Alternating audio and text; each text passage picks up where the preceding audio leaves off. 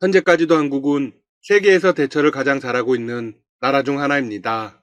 요즘 뉴질랜드가 코로나 속 천국이라는 기사를 종종 보게 됩니다. 한국과 확진 환자의 수를 비교하는 건데요. 인구 밀도가 엄청나게 낮고 사실상 자연에 가까운 뉴질랜드를 대도시가 즐비한 한국과 비교하는 게 이치에 맞는 것일까요? 현재 한국에서 가장 중요한 현안은 백신 계약 문제일 겁니다. 국회에서 이와 관련해 8일 긴급 현안 질의를 열었습니다. 참석자는 정세균 국무총리와 권덕철 보건복지부 장관, 정은경 질병관리청장입니다. 굳이 정은경 청장을 포함시킨 이유는 백신에 대한 국민적인 불안이 높아진 상태라고 판단했기 때문입니다. 원래 정 청장은 출석 대상이 아니었습니다. 하지만 야당 측에서 강력하게 의견을 내 참석하게 된 것입니다. 야당 측은 다른 선진국에 비해 우리나라의 백신 수급이 늦어진 점을 들어 정부가 백신 확보 노력에 소홀했다는 점을 꾸준히 지적해왔습니다. 제1야당의 비상대책위원회에서도 이런 발언이 나왔죠. 지난 가을부터 코로나19 사태가 보다 심각해질 것이라는 것을 전문기관들이 많이 경고했다. 그럼에도 불구하고 정부는 아니란 태도를 취하다가 나중에 다른 나라에서 백신 접종이 시작된다는 얘기를 듣고서야 백신 문제를 거론하는 모습을 보였다. 정부의 늦은 대처를 비판한 것입니다. 예상대로 야당은 백신 늑장 구매의 이유가 무엇인지 캐물었습니다. 구매 과정에서 정부의 혼선이 있었는지, 정은경 청장이 잘못한 건지, 청와대가 잘못한 건지 따져봐야 한다고 주장했죠. 그런데 현재 상황에서 잘잘못을 따지는 게 중요한 걸까요? 사태가 모두 해결되고 난 뒤에 책임을 물어야 정상적인 것이 아닐까요? 야당 측은 정부를 상대로 백신 계약 과정을 투명하게 공개할 것을 압박하겠다며 5천만 국민이 뒤에 있는데 국가가 제약회사와 계약하면서 비밀 협약 조항을 준다는 게 맞는 것인지 모르겠다고도 날을 세웠습니다. 전 세계의 모든 국가들이 백신 확보를 위해서 다양한 계약 방식을 선택하고 있습니다. 확보를 제대로 하는 게 중요한 일이고 국가 차원의 계약 내용을 일일이 국민들이 알아야 할 이유는 없습니다. 국가 사업에는 기밀이 존재하고 보안이 필요한 부분도 무척 많습니다. 그래야 국가라는 시스템이 안정적으로 운영됩니다. 따라서 야당의 주장은 시기적으로도 내용적으로도 맞지 않는 부분이 많습니다. 지금은 정부를 적극 지지해야 합니다. 그래야 코로나19 상황을 하루빨리 종식시킬 수 있으니까요. 더 중요한 문제는 야당이 정부의 코로나19 대응을 비판할 자격이 있을까요? 지금까지 무엇 했는지 묻고 싶습니다. 여당은 백신의 안전한 공급에 초점을 맞춰 정면 돌파하겠다는 계획을 밝혔습니다. 그리고 야당 측이 백신에 대한 국민의 과도한 불안을 조성한다고도 비판했습니다.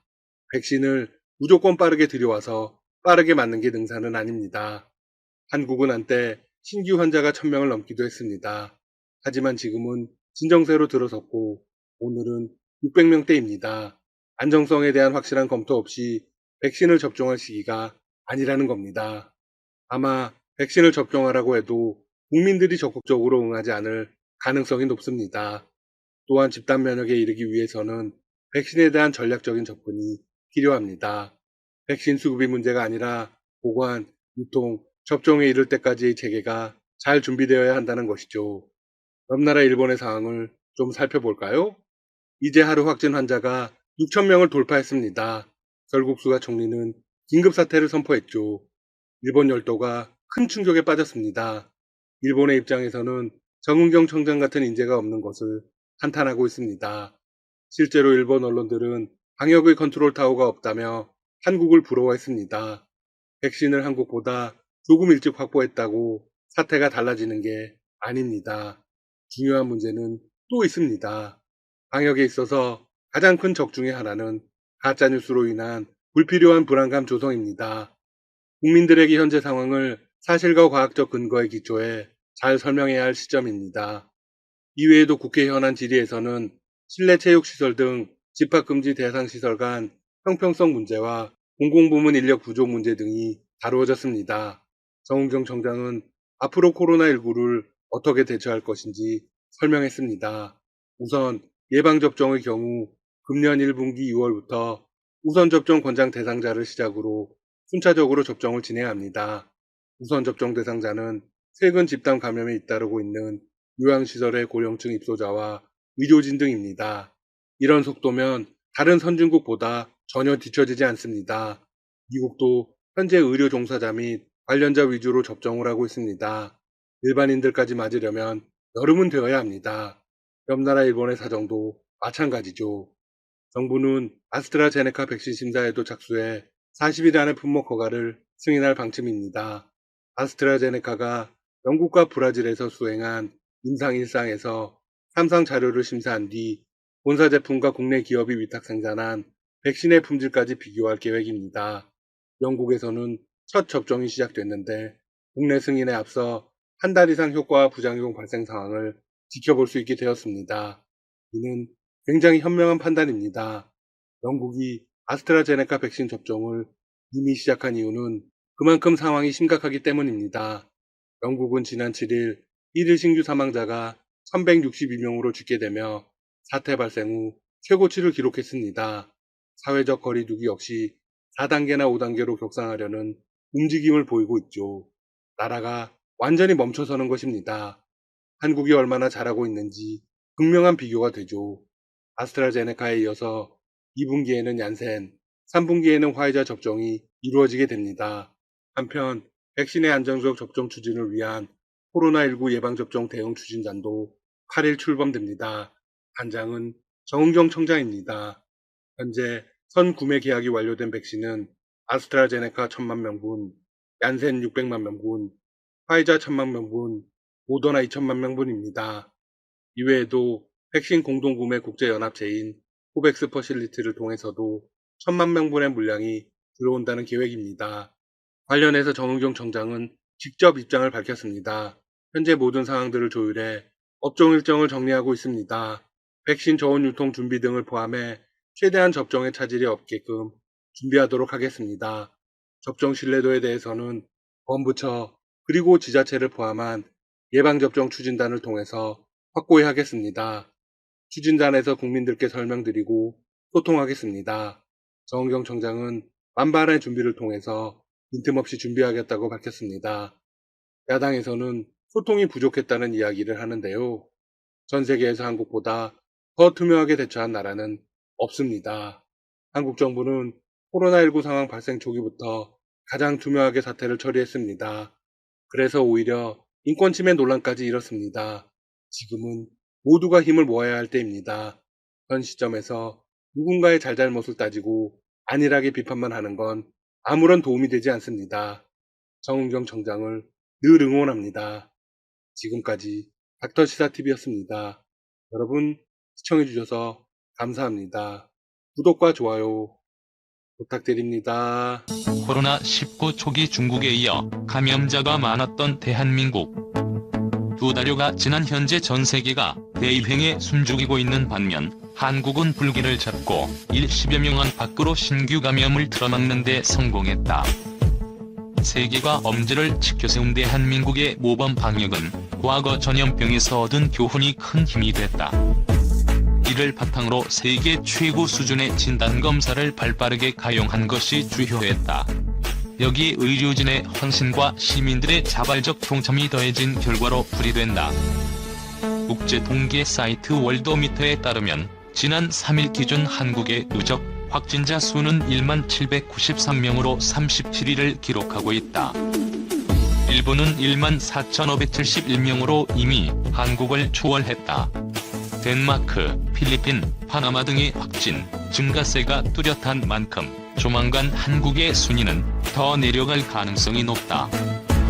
한국은 지난 2월 18일 신천지 교인 31번 환자 등장 이후 확진자 수가 급증하며 한때 하루 최고 900명대의 확진자 수가 나왔다.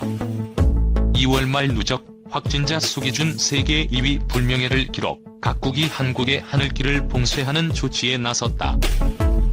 국제사회의 우려 섞인 시선 속에도 우리 방역당국은 흔들림 없이 각종 대책을 뚝심 있게 밀고 나갔다. 개인정보 침해 우려 속에서도 확진자 동선을 투명하게 공개, 시민 자발적으로 경각심을 갖고 감염에 대비할 수 있도록 했다. 과거 사스 등을 경험한 방역당국과 바이오 업체들은 진단키트 개발에도 속도를 냈다. 지난해 말 중국 우한에서 첫 발병한 이후 발빠르게 움직여 진단키트를 개발했고, 우리 당국은 이를 신속 승인해 정확하면서도 방대한 진단조사가 가능한 토대를 만들었다. 현재 국내 이 진단검사 가능 건수는 2만 3천여 건에 달한다. 드라이브스루, 워크스루 같은 창의적 아이디어도 빛났다. 진단검사 시간을 획기적으로 단축하면서도 감염 우려를 대폭 낮출 수 있게 됨에 따라 신속한 감별 및 감염, 의심 환자 통제가 가능했다. 정치권은 의료법 개정으로 이를 뒷받침했다. 무엇보다 가장 빛난 것은 선진 의료 시스템이다. 전국 선별 진료소는 640여 곳에 이르고, 이곳에서 첫 발병 후 100여일간 61만여 건의 검사가 이루어졌다. 74개 병원이 감염병 전담병원으로 지정돼 8천여 개 병상을 확보했으며, 경증 환자 수용을 위한 생활치료센터는 4천여 명을 수용할 수 있다. 특히 과거 의료 민영화 추진 홍역을 겪으면서도 유지해온 국민건강보험은 전 국민이 차별 없이 고로 검사, 치료받을 수 있도록 한 1등 공신이다. 코로나19 사태를 계기로 국민건강보험 제도는 여유 있는 소수만 혜택을 받을 수 있는 미국 의료보험 제도 등 해외 의료보험 제도와 대비되면서 더욱 빛이 났다는 평가다. 감염 우려 속에서도 국민의 생명을 위해 최전선에 선 의료진의 헌신도 빼놓을 수 없다. 대구, 경북 환자가 급증하던 시기엔 3,700여 명의 의사와 간호사가 이 지역으로 향했다. 신임 간호장교들도 국군 대구병원으로 향했고, 환자 호송을 위한 소방 인력도 전국에서 모여들어 힘을 보탰다. 뼈를 깎는 사회적 거리두기 운동에 호응한 국민들의 높은 시민의식 수준도 새롭게 조명받았다. 마스크 착용과 손 씻기의 생활화는 한국의 위생 수준을 한 단계 끌어올렸다는 평가를 받고 있다. 또한 코로나19 사태 속에서 이루어진 21대 국회의원 총선거에서 오히려 2000년대 들어 가장 높은 투표율을 기록한 것은 전 세계의 경탄을 자아냈다. 총선거 이후 잠복기간 2주를 지난 현 시점까지 투표 행위와 관련된 감염 사례가 한 건도 보고되지 않은 것은 높은 시민의식 덕분이라는 평가다. 다만 장기화되는 코로나19 사태에 피로도가 높아지고 점차 사회적 거리두기가 느슨해지는 점은 경계해야 한다는 지적이다. 생활방역으로 전환되고 초중고 개학이 예정되면서 코로나19 재창궐을 우려하는 목소리가 높다. 결국 코로나19 완전 종식은 백신이 개발돼야 한다. 백신 후보 102개 중 8개는 임상 실험 승인을 받았지만 최종 백신 개발은 해를 넘길 것으로 예상된다. 이 때문에 가을 이후 재유행을 점치는 경고도 적지 않다. 정은경 중앙방역대책본부 본부장은 국민 대부분이 코로나19 면역이 없기 때문에 누구든 노출되면 발병할 수 있다며 수퍼 전파 사건이 언제든 일어날 수 있다고 경각심 유지를 호소했다. 한편 코로나 사태가 계속 확대되고 있는 일본의 의료 장비 부족 현상이 심각해지면서 세탁소에서 쓰는 비닐, 쓰레기 봉투 등을 이용해 의료용 가운을 만들어 입는 사례가 나타나고 있다. 현재 일본에서는 발열 등의 증상을 보이는 환자가 전문의 외래진료를 거쳐 PCR 검사 결과를 얻기까지 하루 이상 걸릴 수 있다고 한다. 요미우리는 이런 현실을 근거로 일본에서 코로나19로 사망하는 사람의 경우 증상 발현에서 숨지기까지의 평균 기간을 확진, 판정에서 사망까지의 기간보다 조금 더 길게 봐야 한다고 설명했다. 일본의 코로나19 누적 감염자는 지난 3일까지 15,790명, 사망자는 549명이다. 이에 따라 감염자 대비 사망자 비율은 3.5%를 기록하고 있다. 일본에선 유족이 꺼리는 점을 이유로 지자체가 관리하는 사망자 관련 정보가 제대로 공개되지 않는 경우가 많다. 실제로 도쿄도는 지난 2일까지 누적 사망자 141명 중 54명에 대해서만 양성 판정이 나온 날을 발표했고, 오사카부는 사망자 전원인 46명의 관련 정보를 공개하는 등 정보 공개의 수위가 지자체별로 다른 양상이 나타나고 있다. 요미우리 신문은 이 때문에 정보가 공개된 사람만을 분석 대상으로 삼았다고 전했다.